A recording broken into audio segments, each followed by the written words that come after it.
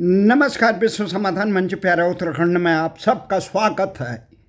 आज 29 अप्रैल 2026 की सायंकाल 7 बजे जहां उत्तर भारत गर्मी की चपेट में करा रहा है, वहीं भारत की राजनीति में बंगाल में होने वाले चुनाव पर सबकी टकटकी लगी। आज दूसरे चरण के मतदान के बाद 6 बजे के बाद भारी मतदानों भवानीपुर सहित कई विधानसभा सीटों में भारी तनाव रहा। परंतु कौन जीतेगा कौन हारेगा, इसके बारे में देश के खबरिया चैनल एग्जिट पोल की घोषणा कर रहे हैं। भले ही चुनाव आयोग 4 मई को नतीजों का प्रसारण करेगा कि कौन जीत रहा है। केरल से लेकर तमिलनाडु, असम, पुडुचेरी और बंगाल के चुनावों में किसकी होगी जीत पर सारे देश की नज़र यहाँ टिकी हुई है। वो है बंगाल। क्या ममता बनर्जी अपना सिंहासन बचा पाएगी, राजपाट बचा पाएगी? अब भारतीय जनता पार्टी जो साम दाम दंड भेद लगाकर बंगाल के चुनाव को हर हाल में जीतने का हुंकार भर रही है। आज कौन जीतेगा कौन हारेगा, इससे अलग हटकर ये महत्वपूर्ण नहीं है।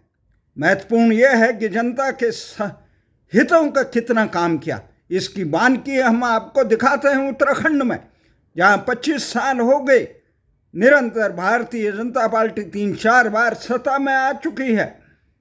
कांग्रेस भी सत्ता में आई, परंतु उत्तराखंड के लोग अपने आप को छले महसूस कर रहे हैं। किस प्रकार उत्तराखंड की जनता अब तक के शासन से खुद को छली महसूस कर रही है, उस पर उसका करारा खाका जनता के सामने रख रहे हैं और उत्तराखंड की जनता की पीड़ा को सामने रख रहे हैं। देश के प्रसिद्ध नेता, भारतीय जनता पार्टी के नेता, भले ही भारतीय जनता पार्टी के वरिष्ठ नेता हैं, स्वतंत्र चिंतक हैं, वो जनहितों के मामलों को बड़ी बाकी से सामने रखते हैं। उसमें भारतीय जनता पार्टी हो या कोई अन्य दल हो, जो जनहित के को साकार करने के मामले में सफल नहीं होते, उनको निर्ममता से कटघरे में रखते हैं। ऐसे बेबाकी नेता, निष्पक्ष नेता जो नौकरशाहों से भी सही जनहित के काम करते हैं, जो भ्रष्टाचार के खिलाफ दिल्ली की एकीकृत नगर निगम के निर्माण समिति के अध्यक्ष रहे, जगदीश महंगाई की गिनती देश के उन चंद नेताओं में होती है। देश की राजधानी दिल्ली की आन मान शान और शासन प्रशासन से लेकर जनता की नब्ज को पहचानने वाले हैं। वो जिस प्रकार से पर्यावरण के विशेषज्ञ, वहीं शहरी मामलों के भी विशेषज्ञ हैं। उसी के साथ उत्तराखंड आंदोलन में उनका लंबे समय से राज्य निर्माण में जीना जी के नेतृत्व में बनी समिति के वो महासचिव रहे।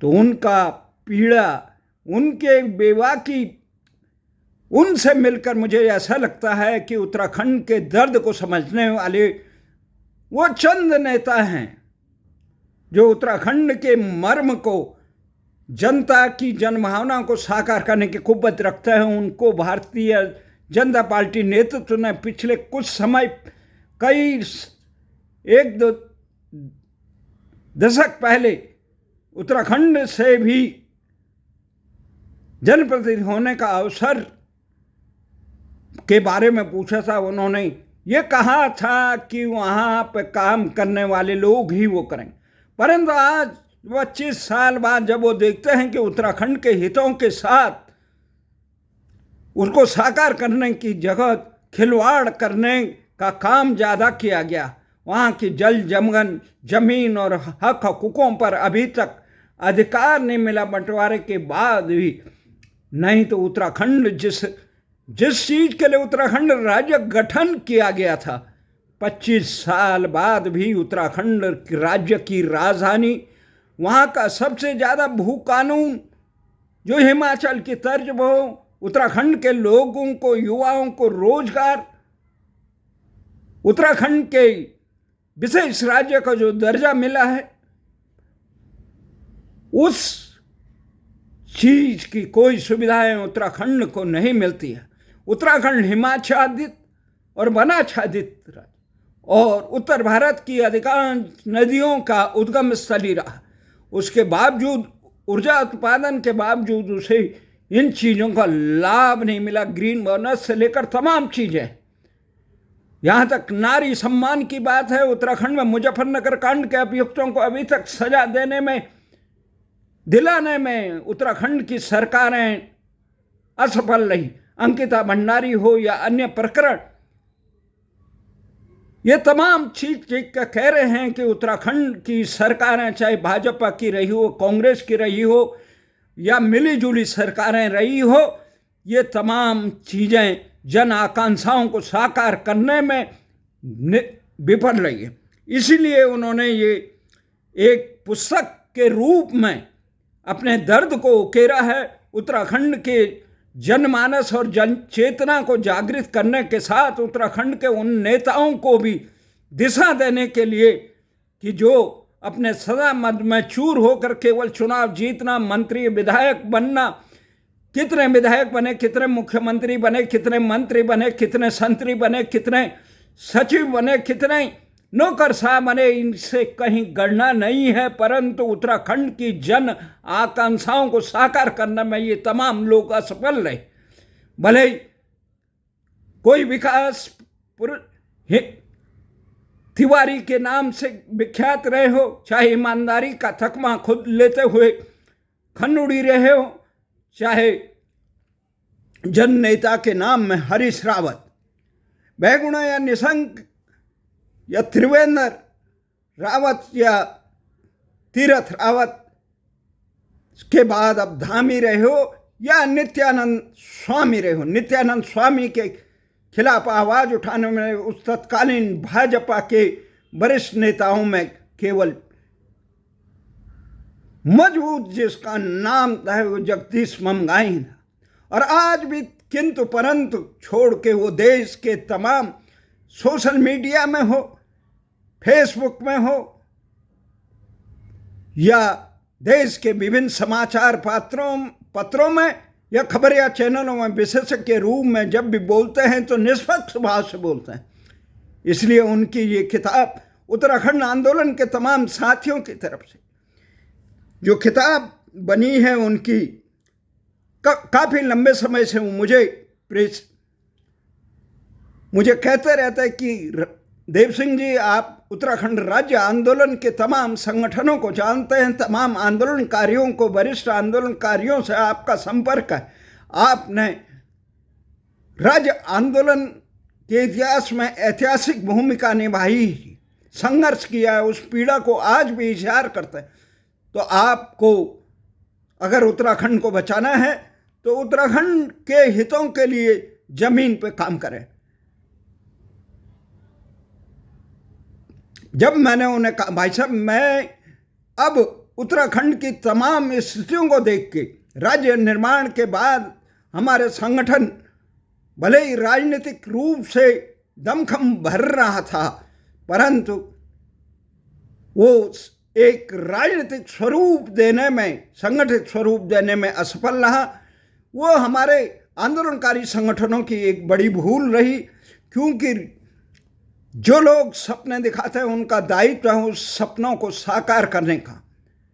अब स्थितियां इतनी बिगड़ चुकी हैं, उत्तराखंड में क्षेत्रवाद, जातिवाद से लेकर भ्रष्टाचार और नौकरशाहों की मनमानी और दिल्ली के नेतृत्व पर आधारित भाजपा कांग्रेस के शासन ने आम जनमानस को केवल चुनाव जीतने के लिए तक ही सीमित रह गया। वहाँ के संसाधनों की बंदर बांट कैसे की जाए, वहाँ के हितों के बारे में कुछ। तो उन्होंने अपने दर्द को एक किताब के रूप में किया कि स्वाधिकार के लिए छटपटाता उत्तराखंड, जगदीश महंगाई जी ने, और इसका विमोचन के लिए उन्होंने कहा, मैंने कहा भाई साहब सबसे बेहतर जगह होगी संसद की चौखट के समीप, भारत के सबसे बड़े प्रतिष्ठित प्रेस क्लब ऑफ इंडिया के सभागार में, वहाँ सभी को सुविधा होगी। और 5 मई 2026 को 11:30 बजे से इस कार्यक्रम का चिंतन मंथन तमाम आंदोलनकारी संगठनों की तौर से मैं आप सभी साथियों को आमंत्रित करता हूं कि आप आइए और इस सहभागिता में करिए और सुनिए विचार, और अपने उन विचारों को प्रकट करने का भी काम करें। किस प्रकार से उत्तराखंड को बदहाल किया उत्तराखंड के नेताओं ने, हुक्मरानों ने, कैसे उत्तराखंड राज्य आगे बढ़ सकता था, कैसे उत्तराखंड के तमाम बलिदानों के बावजूद उत्तराखंड के मर्म को, इससे बड़ा हास्यास्पद कुछ नहीं हो सकता। जिस राज्य के संघर्ष के लिए लोगों ने मुजफ्फरनगर, खटिमा, मसूरी कांडों के खलनायकों को, नायक को, जो मुख्य दोषी थी, जिसे भाजपा सड़क से लेकर संसद तक खलनायक कहते थे, उसको पद्म विभूषण से अलंकृत कर दिया गया। उत्तराखंड की सरकार में बैठे भारतीय जनता पार्टी के पैरोकार या कांग्रेस के पैरोकार मजबूती से इस चीज का विरोध नहीं कर पाए। आज अंकिता भंडारी का प्रकरण हो, जिस प्रकार से नारी वंदन, नारी सम्मान के नाम पे नाटक विधानसभा से लेकर सड़क पे किया जा रहा है, अपनी पीठ थपथपाई जा रही है, दूसरे पक्ष विपक्ष एक दूसरे को गरिया रहे हैं। हकीकत इनके कारनामों को हकीकत है मुजफ्फरनगर कांड, अंकिता भंडारी प्रकरण से लेकर यहाँ पे नजफगढ़ की दामिनी का प्रकरण। नारियों के साथ किस प्रकार से खिलवाड़ किया जाता है। नारी जो उत्तराखंड की रीढ़ है, जिनके दमखम पे कंधों से उत्तराखंड आज भी जीवित है। पलायन की त्रासदी से जूझता हुआ उत्तराखंड, उसके लिए अगर कोई जिम्मेदार है, उत्तराखंड की सरकारें जिम्मेदार है, जिन्होंने राजधानी गैरसैंण बनाने के लिए तमाम विकट परिस्थितियां खड़ा की, जिन्होंने वहाँ पे भू कानून हिमाचल की तर्ज पे न हो इसके लिए तमाम लामबंदी की, जिन्होंने उत्तराखंड के नौजवानों को रोजगार देने में अपने तमाम दुराग्रह सामने रखे, जिन्होंने तमाम उत्तराखंड के हक हकूकों के साथ समझौता करके मूक दर्शक बन गए। अभी परिसीमन की बात आ रही है। हमने जब राज्य गठन हुआ था उसके बाद जो परिसीमन आयोग हुआ था, उस समय भी पुरजोर विरोध किया था कि उत्तराखंड राज्य बने। उस समय भी उत्तराखंड में नौसिखिया मुख्यमंत्री रहे, चाहे तिवारी रहे या खन्नुड़ी रहे। तिवारी ने तो जानबूझ के परिसीमन को इस ढंग से ढाला, परंतु खन्नुड़ी जी को सामाजिक जीवन का अनुभव नहीं था, राजनीति का अनुभव नहीं था। उन्होंने वो मजबूती से वो काम नहीं कर पाए, जिसका खमियाजा उत्तराखंड को उस समय भी भोगना पड़ा और आने वाले समय में भी भोगना पड़ेगा। क्योंकि भारतीय जनता पार्टी हो या कांग्रेस सरकार या अन्य दल, राष्ट्रीय दल, किसी की प्राथमिकता उत्तराखंड नहीं है। उत्तराखंड का समाज किस प्रकार से दिल्ली में जो 1/7वां हिस्सा मजबूत हिस्सा है उसका प्रतिनिधित्व करता है, उनको नाम मात्र की विधानसभा सीटें या पार्षद की सीटों तक उचित समायोजित नहीं किया जाता, प्रतिनिधित्व नहीं दिया जाता। यहाँ की तमाम दल उपेक्षा करते हैं, इसलिए जिस समाज का रहनुमा ना हो, मजबूत पैरवीकार ना हो, वो समाज के हितों के बारे में कोई चिंता।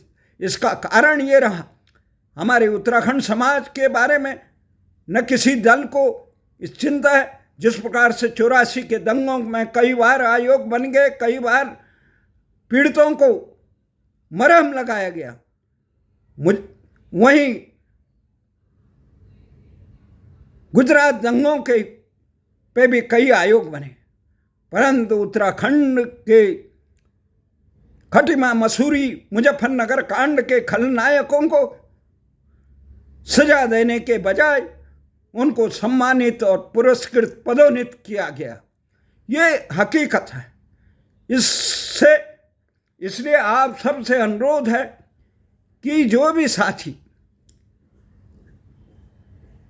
इस विचार गोष्ठी में शामिल होना चाहे तो प्रेस क्लब ऑफ इंडिया संसद के समय 5 मई 2026 को 11:30 बजे से शुरू होगा।